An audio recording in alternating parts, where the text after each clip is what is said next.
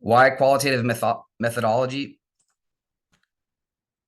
Since the phenomenon that I intend to investigate is relatively new and complex and generally unexplored, it requires the analysis of subjective experiences, the qualitative methodology is the most appropriate.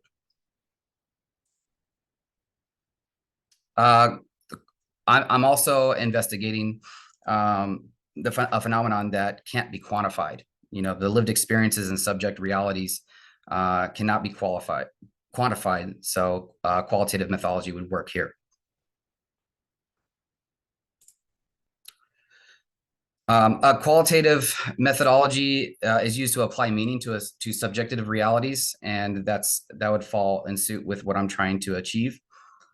In contrast, I would not use a quantitative methodology because a quantitative methodology is used to analyze an objective reality.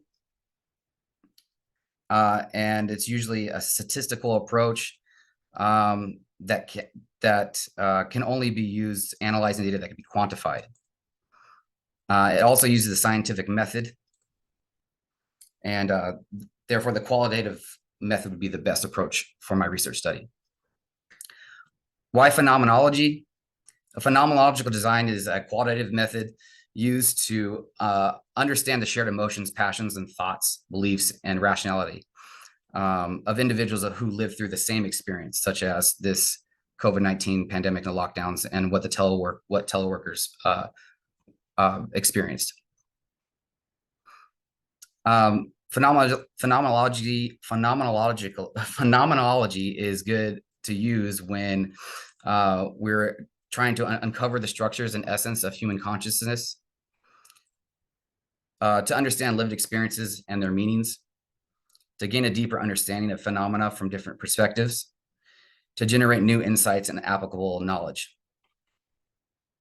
I looked into other approaches like ethnography, the narrative approach, grounded theory, the Delphi method, and case study, but all were not an appropriate fit compared to the phenomenological approach.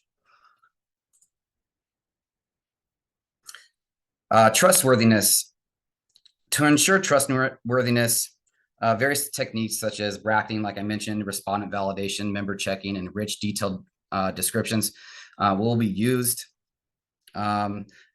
Factors that will contribute to trustworthiness will be credibility, transferability, dependability, confirmability, and the mitigation of my researcher bias.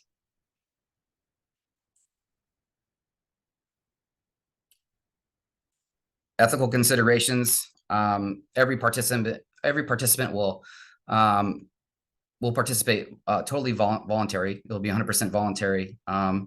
Participants will be informed that they can refrain from answering questions or withdraw from participation at any time. Each participant will be emailed an informed consent form, which they will sign and return. Participants will be assured that their sensitive information is protected. Pseudonyms will be given for participants and their businesses. All sensitive information will be separated and saved to a USB drive and stowed away under lock and key to ensure confidentiality. And the electronic data will be saved on a password protected computer. Hard copies will be saved under lock and key in a file. All research information will be secured under the means provided for 5 years. And then after that, it'll be disposed of via shredding or deleted or permanently destroyed otherwise. Assumptions, limitations, and delimitations. Regardless of how well the topic and method is, there's always going to be some kind of flaws or limitations. The assumptions that I have identified in this study is the truthful statements obtained by participants. I have to assume that they'll be truthful. I also have to assume that participants will not be influenced to answer questions based on how the questions are articulated or the duration of the interview or the interview setting. I'll also have to assume that participants understand the common phrases and words and definitions conveyed during the interview. Limitations. research limitations are imposed restrictions, weaknesses, or flaws.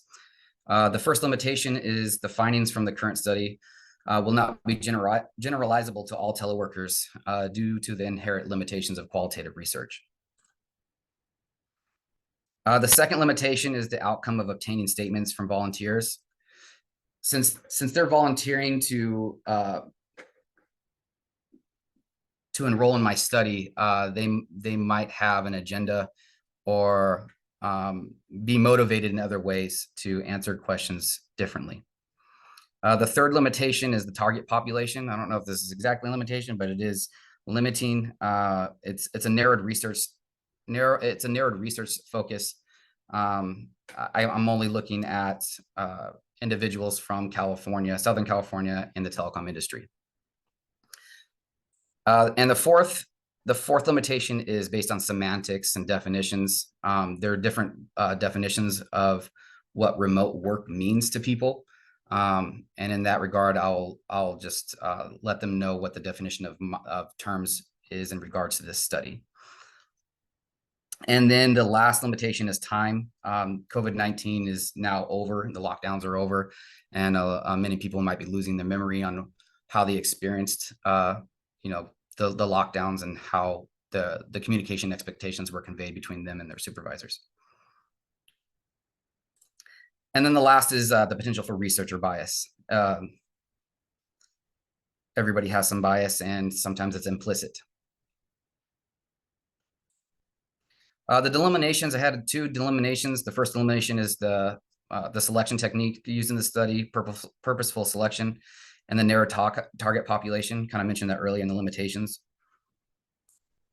The second delimitation is the criteria. I'll be looking for specific individuals to enroll in this research study.